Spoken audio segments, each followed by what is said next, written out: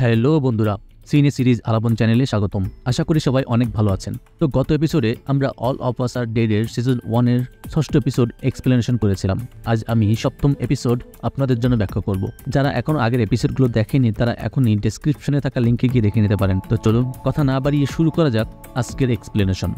এপিসোডের শুরুতে আমরা এক সৈন্যকে দেখতে পাই যে তার মায়ের সাথে ফোনে কথা বলছিল। সেখানে তার মা তাকে নিয়ে ভীষণ চিন্তিত ছিল, কেননা সে কিছুদিন আগে অসুস্থতা থেকে সেরে উঠেছে। তাই তার মা চাইছিল না যে তার ছেলে এখন কোনো ধরনের মিশনে যাক। কিন্তু ছেলেটি তার মায়ের কথা শুনে না আর বলে, আমাদের একটা ফুটবল ম্যাচ আছে, আমরা সেখানে যাচ্ছি। এরপর সে তার টিমের সাথে একটা মিশনে জয়েন করে আর তারা একটি বিল্ডিং এ কিছু লোককে রেস্কিউ করতে যায়। কিন্তু ছেলেটি একটি জম্বির আক্রমণের শিকার হয়, যার ফলে সেও জম্বিতে পরিণত হয়ে যায় এবং তাকে একটি ব্যাগে ভরে আবারও গাড়িতে করে নিজেদের ক্যাম্পে নিয়ে আসে। এরপর দৃশ্য পরিবর্তন হলে মিস্টার লি এর একটি ফ্ল্যাশব্যাক দেখানো হয়, যেখানে মিস্টার লি এক্সপেরিমেন্টের মাধ্যমে জানতে পারে যে জম্বির শরীরের শীত রক্তকণিকা খুঁজে পেতে সক্ষম হয়েছে।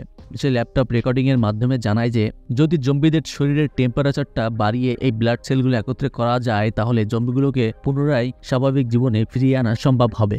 এরপর দৃশ্য পরিবর্তন হলে অঞ্জুর বাবাকে দেখতে পাই, যার গত এপিসোডের লাস্টে গুলি লেগেছিল। তিনি কোনো রকমে পানি থেকে উঠে নিজের ক্ষত জায়গায় একটি ব্যান্ডেজ করে নেয় আর নিজের মেয়েকে বাঁচানোর উদ্দেশ্যে বেরিয়ে পড়ে। এরপর সৈয়ক ও নামরাকে দেখতে পাই। অনেক সময় অতিবাহিত হওয়ার পরও নামরা স্বাভাবিকই ছিল। সৈয়ক তার সাথে একা কথা বলার সুযোগ পেয়েছে।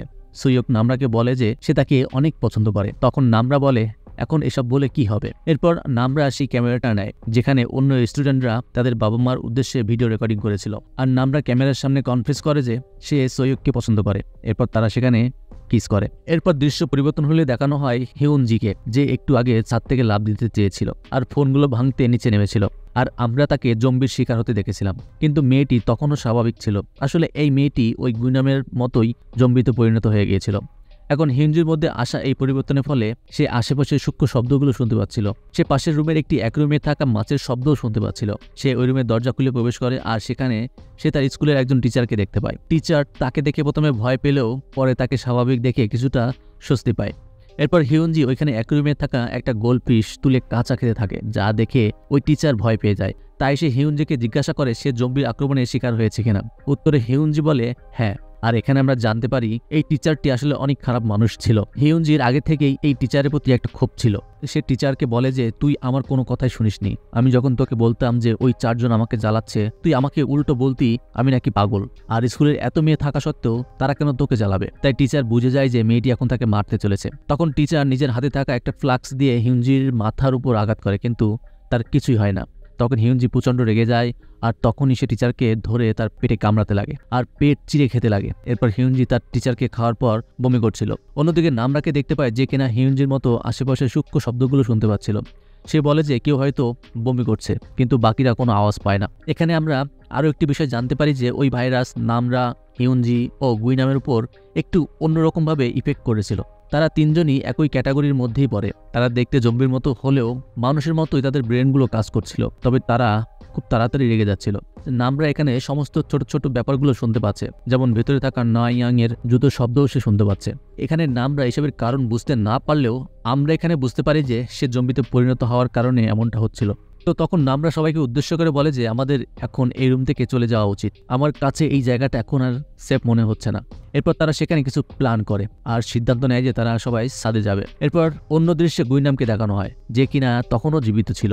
আর তার একটু পাশেই একটি গাড়ির নিচে তাদের সেই দলের যে লিডার ছিল সে সেখানে লুকিয়েছিল। আর ওখানে এই লিডার বুঝতেও পারে না যে গুইনামের ভেতরে জম্বিদের মতো শক্তি রয়েছে। গুইনাম তাকে দেখতে পায় আর ওই গাড়িটার নিচে তার সাথে ঢুকে কথা বলে। তখন ওই লিডার গুইনামকে বলে যে যা ওই গাড়ির কাছে যে জম্বিগুলো আছে সেগুলোকে অন্যমনস্ক কর, আর আমি সেই সময় এখান থেকে পালিয়ে যাব।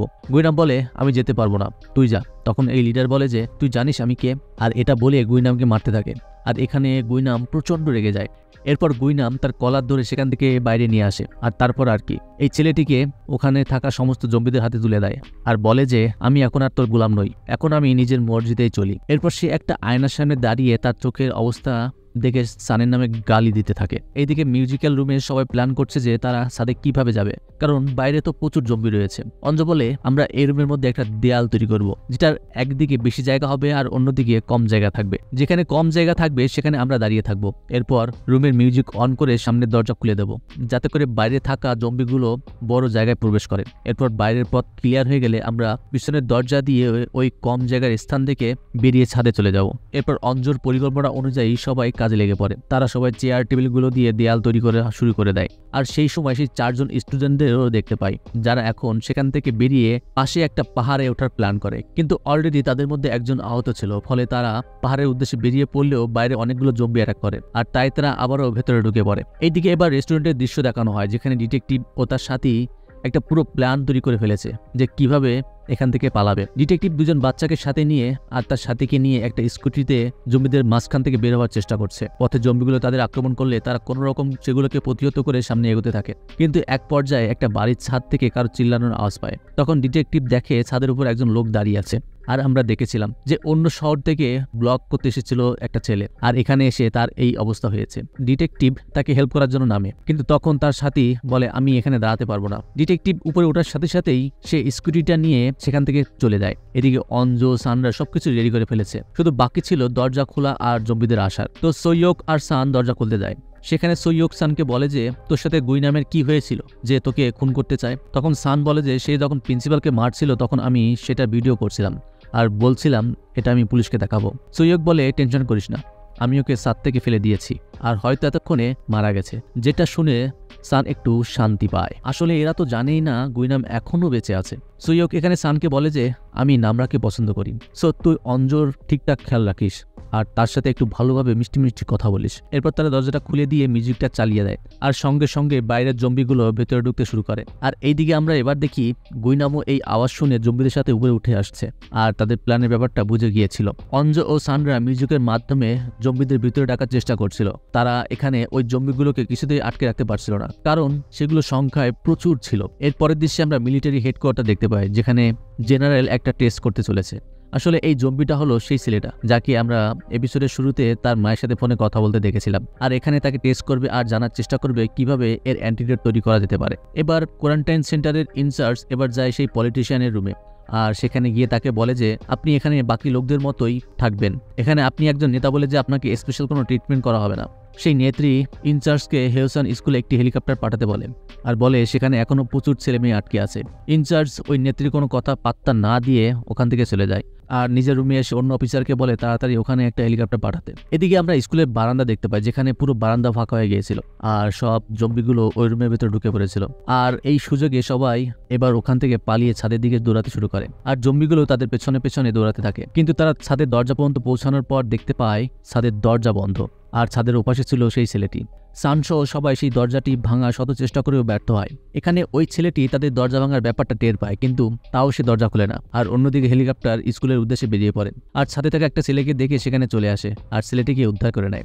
সৈন্যরা তাকে জিজ্ঞাসা করে উদ্ধার করার মতো আর কেউ জীবিত আছে কিনা, কিন্তু ছেলেটা কোনো উত্তর দেয় না। আর এই পাশে তাদের পিছু পিছু জম্বিগুলো ছাদে চলে এসেছিল, ফলে সবাই জম্বিদের আটকানোর চেষ্টা করছিল। আর সেখানে জম্বিদের মধ্যে থেকে গুইনাম এসে উপস্থিত হয়, যাকে দেখে সান ও সৈয়ক একদম হতবাক হয়ে যায়। আর এই টান টান উত্তেজনার মধ্যে দিয়েই এই এপিসোড শেষ হয়। তো বন্ধুরা, গুইনাম এখানে সানকে কি করবে আর ছাদের ওই পাশের ছেলেটা কি কিছু বলবে সৈন্যদের, তা জানতে হলে দেখতে হবে পরবর্তী এপিসোড। আর তার জন্য চ্যানেলটিকে সাবস্ক্রাইব করে পাশে থাকা বেল আইকনটি প্রেস করে রাখুন। আর ভিডিও ভালো লাগলে একটা লাইক আর কমেন্টস করতে ভুলবেন না। দেখা হবে পরবর্তী ভিডিওতে, ততক্ষণ পর্যন্ত ভালো থাকুন। ধন্যবাদ এতক্ষণ সাথে থাকার জন্য।